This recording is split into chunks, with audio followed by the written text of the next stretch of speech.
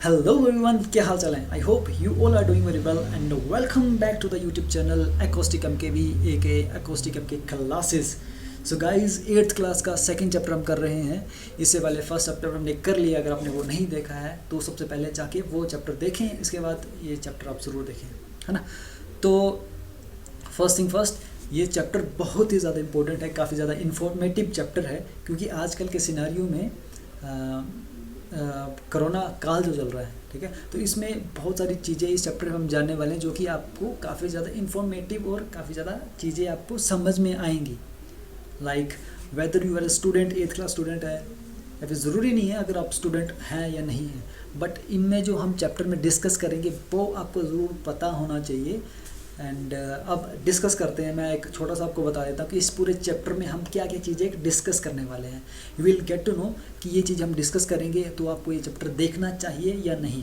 तो हम वायरस के बारे में पढ़ेंगे, कोरोना वायरस के वायरस कैसे काम करता है और कब जाके ये हमारे लिए मुसीबत तैयार करता है। बैक्टीरिया और प्रोटोजोन से होने वाली वायरस, बैक्टीरिया प्रोटोजोन से होने वाली डिजीज़ क्या क्या है और ये कैसे डिजीज़ कोज करते हैं, सिम्टम्स क्यों आते हैं, हमें कोई बीमारी होने के बाद कोई सिम्टम्स क्यों आते हैं, कोरोना टेस्ट जो कोविड टेस्ट है उसका क्या प्रोसीजर रहता है, वो होता क्या है, मेनली कोविड टेस्ट में क्या करते हैं डॉक्टर्स। फिर प्लाज्मा थेरेपी, आपने सुना है ना, प्लाज्मा थेरेपी डोनेशन का क्या है, तो प्लाज्मा थेरेपी भी हम इसमें डिस्कस करेंगे। फिर अल्कोहल फॉर्मेशन हम डिस्कस करेंगे and lot of things we are going to discuss in this chapter. तो बिल्कुल भी इस चैप्टर को अंडर एस्टिमेट ना करिए। एक बार इस मेरे कहने पर तो क्या बोलूँगा मैं, बट एक बार इस चैप्टर को, पूरे एक चैप्टर को कंप्लीट आपने देखना है। 2-3 वीडियोस में शायद ये आएगा, तो इस चैप्टर का आपने पूरा देखना है। आई एम श्योर कि that you won't be regret. आप बिल्कुल ही रिग्रेट नहीं होगा इस चैप्टर को देखने के बाद। You will get to know a lot of new things and काफ़ी एक नई चीज़ें आप सीखेंगे, जो कि जिसमें आपका फिर जो आपके कुछ डाउट्स वगैरह हैं वो भी क्लियर होंगे और आपको फिर फर्दर दूसरों को गाइड करने में भी काफ़ी ज़्यादा हेल्प मिलेगी। तो चैप्टर स्टार्ट करने से पहले सबसे पहले जो मैंडेटरी थिंग है, वही चैनल को सब्सक्राइब जरूर कर दें। अगर आप चैनल पे नए हैं तो चैनल को सब्सक्राइब करें और नोटिफिकेशन बेल को हिट करें ताकि आपको रेगुलर अपडेट्स मिलती रहें। प्लीज़ चैनल सब्सक्राइब कर दें, क्योंकि आपको कुछ नहीं जाएगा बट मुझे काफ़ी मोटिवेशन मिल जाती है अगर आप चैनल सब्सक्राइब करते रहते, तो एक तरीके का सपोर्ट मिलता है आपकी तरफ से। चलो ओके देन, चलो फिर let's get started. Chapter start करते हैं श्री गणेश। तो microorganism friend and foe. Micro मतलब बिल्कुल छोटे, टाइनी कुछ की बात कर रहा है। ऑर्गेनिज्म, ठीक है, बिल्कुल छोटे छोटे ऑर्गेनिज्म की बात कर रहा है। वो हमारे फ्रेंड हैं, फो मतलब दुश्मन, फ्रेंड है या दुश्मन है।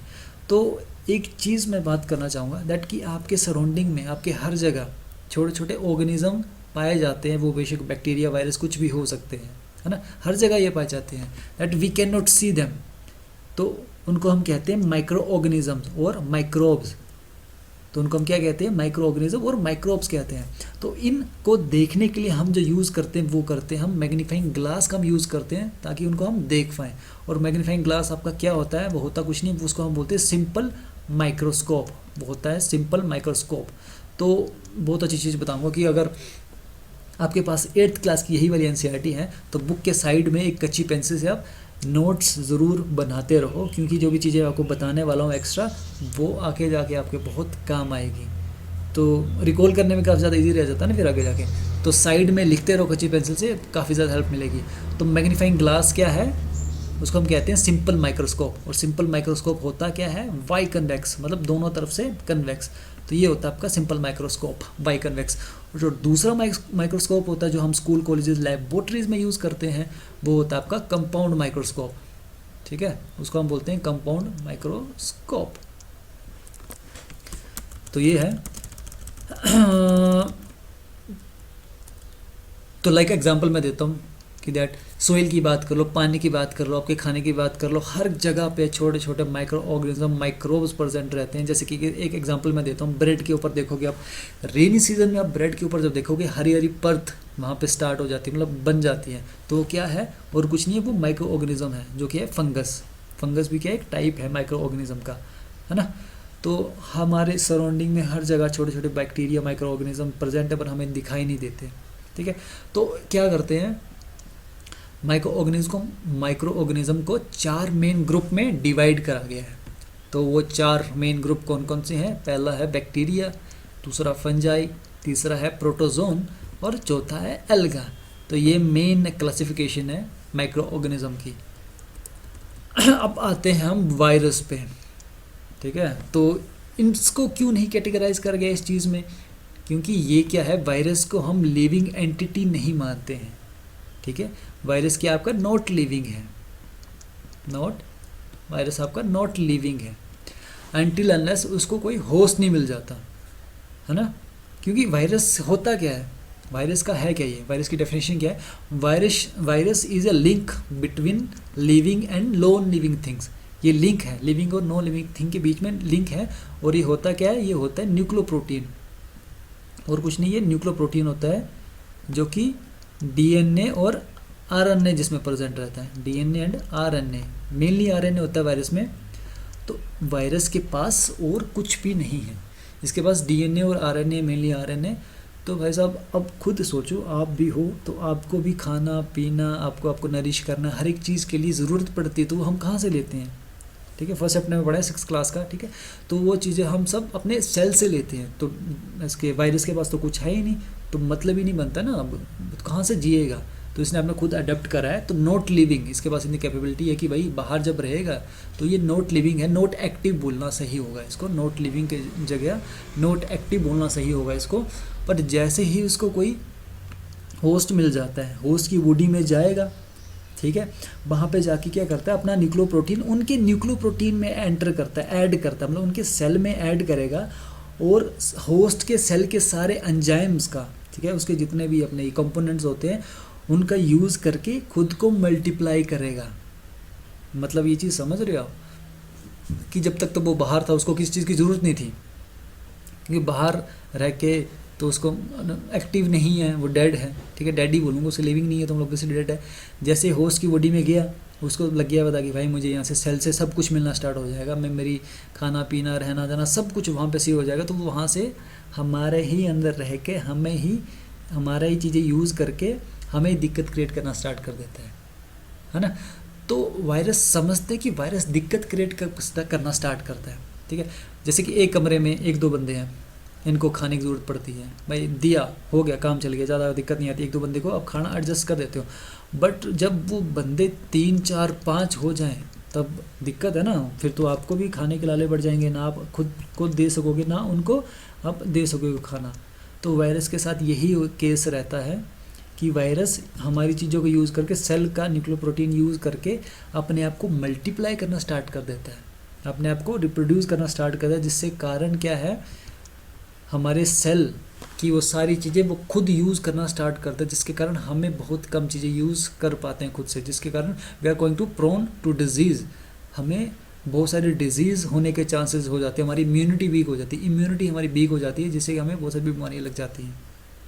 तो ऐसे काम करता है वायरस, ऐसे ही हमारे लिए दिक्कत क्रिएट करता है। अनटिल अनलेस वो रिप्रोड्यूस भी ना करे, 1-2 है वायरस तो हमें कोई फ़र्क नहीं पड़ता, हमारी बॉडी को कोई फ़र्क नहीं पड़ता।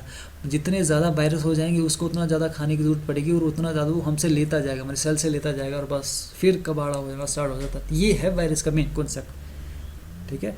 वायरस का मेन कॉन्सेप्ट यही है, नॉट एक्टिव अनटिल अनलेस को कोई होस्ट नहीं मिलता, होस्ट मिल गया, वहाँ के सेल से न्यूक्लियोप्रोटीन में आप खुद एंटर करेगा, वहाँ सेल से सब कुछ लेना स्टार्ट कर देगा और ख़ुद को रिप्रोड्यूस करना स्टार्ट करता है, मल्टीप्लाई करना स्टार्ट कर देता है, और वहीं जाके गेम ख़राब हो जाती है, ठीक है। अच्छा एक चीज़ और बताया, तो हमें जो सिम्टम्स आते हैं, कुछ भी हमें सिम्टम्स आते हैं तो सिम्टम नहीं है वो, एक सिम्टम बोलते हैं उसे, सिम्टम है वो क्या है, वो हमारी बॉडी का एक डिफेंस मैकेनिज़्म है, हमारी बॉडी का खुद से डिफेंस मैकेनिज़्म है, ताकि हम अंदर हमारे जो बैक्टीरिया वायरस है उसको मार सकें। लाइक बुखार आता है तो बुखार क्या है, हमारा जो वायरस है या फिर जो भी बैक्टीरिया वो क्या है, वो ज़्यादा टेम्परेचर टॉलरेट नहीं कर सकता, मतलब ज़्यादा टेम्परेचर में मर जाते हैं। तो इसलिए हमारी बॉडी क्या करते हैं, खुद को ज़्यादा से ज़्यादा टेम्परेचर राइज़ करने की कोशिश करती है ताकि वो वायरस मर जाए।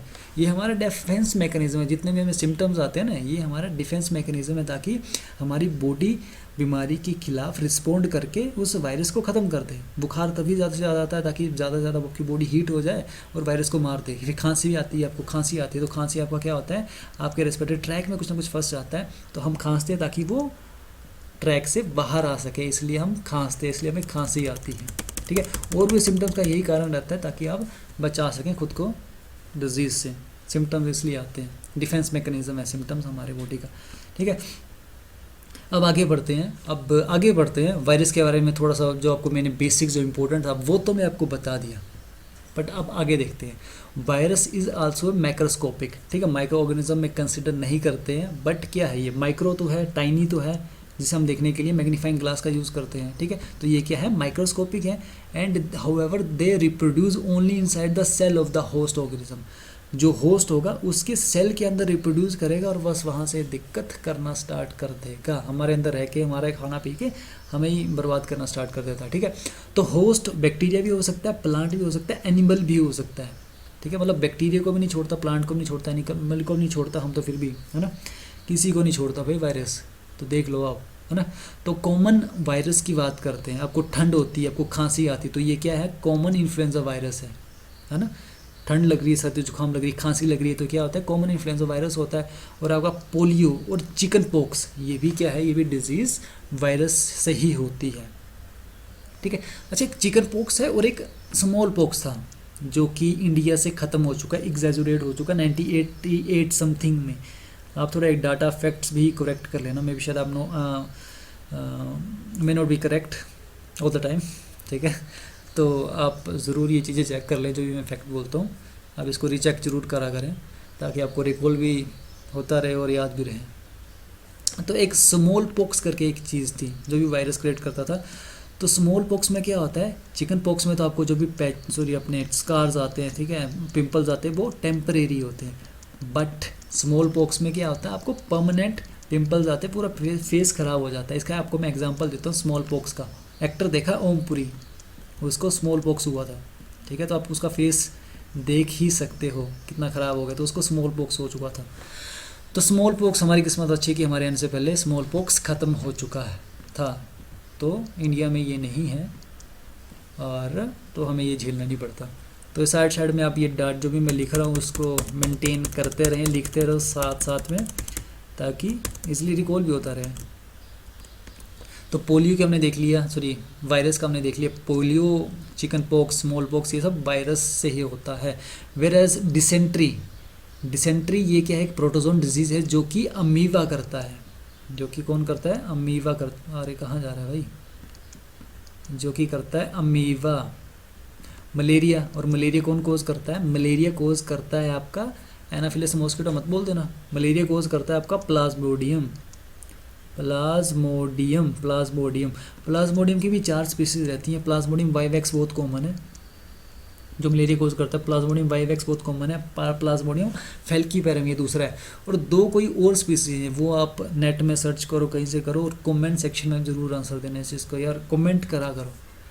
अब जब आप सीख ही रहे हो तो कहीं ना कहीं एंगेज भी करो खुद को, है ना, ताकि एक दूसरे का इंटरेक्शन भी बढ़ता रहे और चीज़ें आराम से फिर ये student teacher interaction healthy way में चलती चले, है ना। तो मलेरिया कौन कोज करता है, वो करता है plasmodium. Whereas female anopheles जो है वो तो सिर्फ एक वेक्टर है, वो तो एक जगह से दूसरी जगह को इस प्रोटोजोन को ट्रांसमिट कर रही है ना, फैला रही है ना ये, बट वो थोड़ी है, ठीक है। पैरासाइट वो नहीं है, वो है पैरासाइट आपका ये होता है प्लाज्मोडियम, और इसका है डिसेंट्री का अमीबा। ये सारे क्या है, प्रोटोजोन डिजीज़ है, एक सबकी एक कैटेगरी बनाई गई है, तो ये प्रोटोजोन से होने वाले डिजीज़ है। इसका मैंने आपको बता दिया कौन मेन करता है। पैरासाइट देख लेते हैं एक बार, पैरासाइट क्या होता है। तो पैरासाइट क्या होता है, जो खून चूसने वाला, ऐसा नहीं बोलूँगा खून चूसने वाला, होस्ट की बॉडी पर रहकर होस्ट से ही खा पी कर उसे ही तबाह करना, उसे हम बोलते हैं पैरासाइट, है ना। मूवी भी आई है एक हॉलीवुड की, ठीक है, बहुत अच्छी मूवी है, देखना, उसको शायद ऑस्कर भी मिला था, if I was not wrong, शायद मिला है ऑस्कर पैरासाइट को, ये चीज़ पता करो एक बार ज़रा, ठीक है। तो पैरासाइट वो होता है होस्ट की बॉडी में रह के होस्ट का खा पी कर होस्ट को ही हार्म करना, उसको हम बोलते हैं पैरासाइट। तो ये जितनी भी चीज़ें आपको बता रहे हैं सब पैरासाइट हैं। सिर्फ कुछ एक ऑर्गेनिज्म ऐसे भी होते हैं जो ह्यूमंस के लिए अच्छा रोल प्ले करते हैं, वो आगे हम पढ़ेंगे, ठीक है। तो डिसेंट्री हमने देख लिया, मलेरिया हमने देख लिया, ये प्रोटोजोन से डिजीज होने वाले डिजीज़ हैं। वेराज टाइफाइड और ट्यूबरकुलोसिस ये बैक्टीरिया से होती हैं आपकी डिजीज़, ठीक है। ये डिजीज़ किससे होती है, बैक्टीरिया से होती हैं। मैं बताऊंगा आपको कि ये कौन क्रिएट करता है, कौन कोज करता है, सॉरी। तो टाइफाइड और ट्यूबरकुलोसिस ये बैक्टीरिया से होती हैं डिजीज़। तो ये हमने देख लिया। अच्छा, ये बैक्टीरियाज देख लो तुम लोग। ये होता है स्पाइरल बैक्टीरिया, ये है रोड शेप बैक्टीरिया। एक बैक्टीरिया और होता है सर्कुलर शेप का, होता है गोल गोल, जिसको हम बोलते हैं कोकाई, COCII, कोकाई। और ये तुम्हारे है अपना बेसिलस, ठीक है। जो रोड वाले हैं ये तुम्हारे बेसिलाई, BACILLI। और ये तुम्हारे हैं स्पाइरल, ये तो ठीक है। तो कोकाई बैक्टीरिया है कोई आपको याद? कोकाई बैक्टीरिया जो आपको निमोनिया होता है, निमोनो कोकाई, तो वो कौन क्रिएट करता है? तो वो यही तो बैक्टीरिया होता है, कोकाई वाला बैक्टीरिया जो निमोनिया क्रिएट करता है, वो ये कोकाई वाला बैक्टीरिया तो है। मेरे बेसिलाई की बात करें, ये वाली रोड शेप वाले की बैक्टीरिया, बेसिलस की बात करते हैं। थोड़ा धीरे बोलता हूँ है ना, स्पीड थोड़ी कम करता हूँ। वेयर एज जो आपके ये रोड शेप बैक्टीरियाज हैं, जैसे कि बेसिलाई हो गया, तो इसका एग्जांपल है लैक्टोबैसिलस, जो दूध से दही कन्वर्ट करता है, लैक्टोबैसिलस। फिर एज एक और है बेसिलस ट्यूबरकुलोसिस, टीबी जो करता है वो भी ये आपका रोड शेप बैक्टीरिया ही होता है। लेट्स लो अपना बेसिलस ट्यूबरकुलोसिस, ठीक है। तो ये हो गया स्पाइरल का, आप खुद से देख लेना। तो फिर एज ये आपके सारे एल्गाज आ गए, ये आगे प्रोटोजोन, ये अमीवा है, ये पैरामीशियम है। पैरामीशियम का स्ट्रक्चर देख लेना ज़रा, इसमें हिलोरी स्ट्रक्चर होते हैं। अमीवा प्रोटोजोन का ये है, उसमें सीलियर लाइफ प्रोजेक्शंस होती हैं मूवमेंट के लिए। वेर एज ये आपका एग्जांपल आ गया फंजाई का, ब्रेड मोल्ड, ब्रेड के ऊपर जो लगता है, एस्परजिलस, ये सारे फंजाई है। तो जैसे कि बरसात में अगर आप कपड़ों पे नहीं रखोगे तो संभालोगे तो उस पर ये फंगस लगना स्टार्ट हो जाती है और फिर उस चीज़ को डैमेज कर देती है। तो आगे हम पढ़ेंगे। ये वायरस का स्ट्रक्चर है, देख लो भाई वायरस का स्ट्रक्चर क्या ही खतरनाक है ना। इसको हम बाद में डिस्कस करेंगे, अच्छे से डिस्कस करेंगे इस वायरस को, पूरे चैप्टर में यही तो डिस्कस करना है हर एक चीज़ का। तो भाई माइक्रो ऑर्गेनिजम्स कहाँ रहते हैं, कैसे रहते हैं, ये चीज़ डिस्कस कर लेते हैं पहले। तो माइक्रो ऑर्गेनिज्म की बात करें तो वो सिंगल सेल भी हो सकते हैं, मल्टी सेलुलर भी हो सकते हैं। वेराज बात करें पहले बैक्टीरिया की, एल्गा की और प्रोटोजोन की, तो ये क्या होता है, मेनली सिंगल सेल्स होते हैं। बैक्टीरिया, एल्गा और प्रोटोजोन ये मेनली सिंगल सेल होते हैं। वेराज एल्गा और फंजाई ये मल्टी सेलुलर भी हो सकते हैं, है ना। बैक्टीरिया, एल्गा और प्रोटोजोन मेनली तो ये क्या होते हैं, सिंगल सेल होते हैं, बट एल्गा और फंजाई ये मल्टी सेलुलर भी हो सकते हैं। तो ये चीज़ भी देख लेना कि ये जो है हार्श कंडीशन में सर्वाइव कर सकते हैं, survive under all type of environment, from ठंडी से ठंडी और डिजर्टिक से डिजर्टिक, अपनी मार्शी लैंड में ये सर्वाइव कर सकते हैं। तो देख रहे हो भाई कितने टॉलरेशन पावर है इनमें, ठंडी से ठंडी, गर्मी से गर्मी तक ये सहन कर सकते हैं माइक्रो ऑर्गेनिज्म। और microorganism like amoeba can live alone, अकेला रहता है भाई, और फंजाई और बैक्टीरिया आपके कॉलोनीज में रहते हैं। कॉलोनीज का एग्जांपल है, आपको देखता हूँ चोल, मुंबई में धारवा वो है ना एक बस्ती धारावी, वहाँ पे चोल बने हैं। मुंबई तो मेनली चोल बने होते हैं, तो भाई वैसे ही फंजाई और बैक्टीरिया भी कॉलोनीज में रहते हैं, ग्रुप में रहते हैं। ओके, तो नेक्स्ट हम देखेंगे फ्रेंडली माइक्रो ऑर्गेनिज्म, ठीक है। अभी हमने थोड़े दुश्मन देख लिए, अभी कुछ ऐसे माइक्रो ऑर्गेनिज्म देखेंगे। ऐसा नहीं है सब माइक्रो ऑर्गेनिज्म बुरे नहीं होते, कुछ हमारे दोस्त भी होते हैं जो कुछ अच्छा काम भी करते हैं हमारे लिए, ठीक है। उनके बारे में भी जिक्र कर लेते हैं, ठीक है। तो microorganism are use for various purposes, हम भी यूज़ करते हैं, ऐसी बात नहीं है। तो they are use in the preparation of curd, दही बनाने में, ब्रेड बनाने में, केक बनाने में, जो भी हम यूज़ करते हैं, जैसे कि माइक्रो ऑर्गेनिज्म हो गए, ठीक है। तो इनमें हम यूज़ करते हैं माइक्रो ऑर्गेनिजम्स। लाइक एक और एग्जांपल देता हूँ कि सदियों से हम अल्कोहल बनाने के लिए भी माइक्रो ऑर्गेनिज्म का यूज़ कर रहे हैं। और वो कैसे, पूरी प्रोसेस बता दो कि अल्कोहल कैसे बनती है, ठीक है। मेनली जैसे कि विस्की की बात कर रहा हूँ मैं, विस्की, क्या बात है, विस्की की बात करें तो मेनली ये किस चीज़ से बनती है आपकी, बार्ले होगी, आपका व्हीट हो गया, राइस होगी, जितने भी ग्रेन्स हो गए। मेनली होता क्या है, ये चीज़ अपने ध्यान देनी है हमेशा से कि अल्कोहल जो बनती है वो शुगर से ही बनती है, ठीक है। शुगर को हम कन्वर्ट करते हैं अल्कोहल में, ठीक है। तो इनमें क्या होती है, ग्रेन्स में नेचुरल शुगर प्रेजेंट होती है। इनमें क्या होती है, नेचुरल शुगर प्रेजेंट होती है, जिसको हम फर्मेंट करके फिर अल्कोहल में कन्वर्ट करते हैं। ये एक अल्टीमेट सत्य यही है एक्चुअली बात, ठीक है। लाइक एक एग्जांपल बताता हूँ, जैसे कि जो इनमें नेचुरल शुगर होती है, लाइक कार्बोहाइड्रेट हुआ वो, ठीक है। शुगर से हमें क्या मिलती है, एनर्जी मिलती है। एनर्जी के लिए जैसे हम रेड बुल पीते हैं, तो रेड बुल में क्या होता है, रेड बुल में दबा के शुगर डाल दी होगी, ठीक है, शुगर से कहीं ना कहीं आपको एनर्जी मिलेगी, ठीक है, शुगर डाल दी होगी, साथ साथ में उसमें कैफ़ीन डाल दी होगी। और कैफ़ीन क्या काम करता है? कैफ़ीन करता है आपका सेंट्रल नर्वस सिस्टम को स्टिमुलेट करता है, सेंट्रल नर्वस सिस्टम को स्टिमुलेट करता है, ठीक है, और आपके अंदर एक अलर्टनेस जगाता है, कंसंट्रेशन बढ़ाता है, अलर्टनेस बढ़ाता है। कैफ़ीन का ये काम है, ठीक है, सेंट्रल नर्वस सिस्टम को स्टिमुलेट करेगा, आपके अंदर अलर्टनेस कंसंट्रेशन बढ़ाएगा, और आपको थोड़ी बहुत एनर्जी भी आपको लगता है कि हाँ भाई अब मेरे में बहुत एनर्जी आ गई, ठीक है। तो ये मेन कॉन्सेप्ट होता है कैफ़ीन का। मेनली कॉफ़ी में होती है, टी में भी हो जाती है कॉफ़ी है, ठीक है। इसको हम तो इसलिए हम बोलते हैं कि एनर्जी ड्रिंक है। आप में कंसंट्रेशन बढ़ गई है ना, अलर्टनेस बढ़ गई, तो आपको लगता है कि एनर्जी आ गई। अच्छा, एक रिएक्शन में करा रहा था। होता क्या है, शुगर हम कार्बोहाइड्रेट ही बोलते हैं इसको। अपने 6th का चैप्टर नहीं अगर देखा है तो उसमें मैंने कार्बोहाइड्रेट्स हर एक चीज़ के अपने फूड के कंपोनेंट के बारे में अच्छे से एक्सप्लेन किया है। अगर नहीं देखा है तो वो पहले जाके देखो। कार्बोहाइड्रेट्स, ठीक है, शुगर कार्बोहाइड्रेट्स, इसको क्या करते हैं हम, इसकी रेस्पिरेशन करते हैं, एनारोबिक रेस्पिरेशन करते हैं, मतलब in absence of oxygen, anaerobic respiration करेंगे।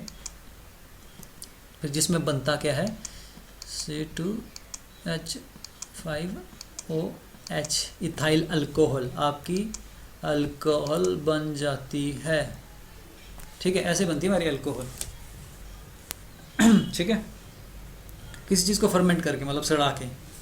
फर्मेंटेशन ये मेनली, हम आगे इस चीज़ को थोड़ा और मैं आपको एक्सप्लेन करूँगा फर्मेंटेशन क्या होती है, ठीक है, बट आपको जनरल आइडिया दे दिया कैसे शराब बनती है। और वाइन कैसे बनती है आपकी, वाइन तो वाइन जितने भी आपके ये फ्रूट्स होते हैं यार, फ्रूट का शुगर यूज़ करते हैं, ऑब्वियसली बात है। ये आपका फ्रूट जूस कितने भी होगी, उनमें शुगर होगी, उसको फर्मेंट करके आपकी वाइन बना लेते हैं, है ना।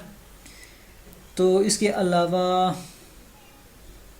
अगर मैं आगे देखता हूँ मैं कि आगे क्या है, फिर आपको बताता हूँ, ठीक है। अच्छा, ये चीज़ भी देख लो दैट हम काफ़ी सारे बैक्टीरियाज का या फिर माइक्रो ऑर्गेनिज्म का इन्वायरमेंट को यूज़ करने में, इन्वायरमेंट को क्लीन करने में भी यूज़ करते हैं। आपने स्क्वेंजर्स नाम सुना होगा, स्क्वेंजर्स, ठीक है, लाइक ये हाइनाज होती है, ये वल्चर्स होते हैं। कहीं पे भी कुछ एक एनिमल मर गया तो वो क्या करते हैं, उस पर फीड करना स्टार्ट कर देते हैं, फीड करके बिल्कुल उसको गायब कर देते हैं। ना वो एनिमल रहा मरा हुआ, ना उसकी स्मेल रही, फिर ना वो रहा। तो ये क्या करते हैं, एनवायरनमेंट को क्लीन करने का काम करते हैं स्क्वेंजर्स, ठीक है। उनको खा लेते हैं, उसके बाद उनको ब्रेक डाउन कर देंगे, और इस तरीके से हमारा एनवायरनमेंट भी साफ रहता है। तो वो तो हो गया स्क्वेंजर्स, ठीक है।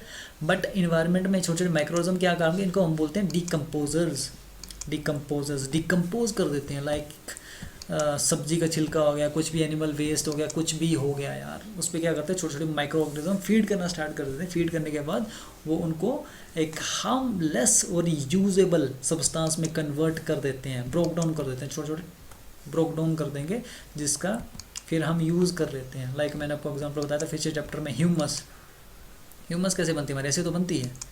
छोटे छोटे बैक्टीरियाज किसी एक पे फीड करेंगे, फिर उसको फीड करके वो उसको ब्रेक डाउन कर देंगे। ब्रेक डाउन करने के बाद वो हम उसको यूज़ कर सकते हैं as a humus. I think ये चीज़ मैं अच्छे से समझा नहीं पा रहा हूँ, हाँ। तो इस चीज़ को ऐसे समझेंगे आसानी से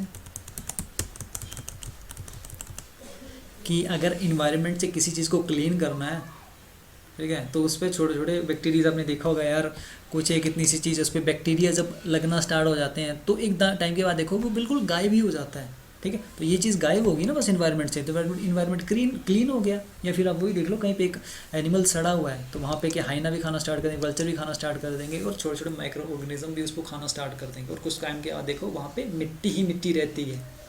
तो उन्होंने क्या किया, ब्रेक डाउन कर दिया माइक्रो ऑर्गेनिज्म, उस चीज़ को ब्रेक डाउन कर दिया, मिट्टी रहेगी। और मिट्टी क्या होती है, वो एक प्लांट्स के लिए काफ़ी अच्छी होती है, ठीक है। अगर कोई क्वेश्चन होगा तो कमेंट सेक्शन में मुझसे कर लेना इस बारे में। तो इन एग्रीकल्चर सेक्टर्स में भी हम सोइल फर्टिलिटी को इंक्रीज़ करने के लिए नाइट्रोजन फिक्स करते हैं। कौन सा बैक्टीरिया था जो सोइल फर्टिलिटी में को बढ़ाने के लिए नाइट्रोजन फिक्स करते हैं? कौन सा बैक्टीरिया था, हमने पिछले चैप्टर में पढ़ा था ना, राइजोबियम,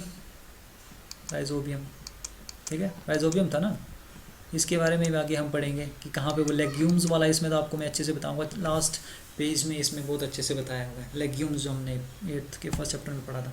ठीक है, तो राइजोबियम वो बैक्टीरिया होता है जो नाइट्रोजन फिक्स करता है, और ये मैंने आपको पूरा बताया था कि फिक्स क्यों क्यों करता है, इस फिक्स करने की जरूरत क्यों पड़ती है, वो फर्स्ट चैप्टर में आपको मैंने बताया हर एक चीज़ का। और दूसरा एक और मैंने बताया था ब्लू ग्रीन एल्गा, वो भी नाइट्रोजन फिक्स करने में हेल्प करता है प्लांट्स के लिए। दोनों मसीहा है भाई। चलो भाई, सो फ्रेंड्स इस वीडियो में इतना ही, अगली वीडियो बहुत जल्द डल जाएगी। सो चैनल को सब्सक्राइब करें, और एट लास्ट चैनल को सब्सक्राइब करें, नोटिफिकेशन बेल को हिट करें, ताकि बहुत जल्दी आपको जब भी मैं वीडियो डालूँ आपको वो वीडियो की अपडेट बहुत जल्दी मिल जाए। Okay then, this is it for now, bye, take care.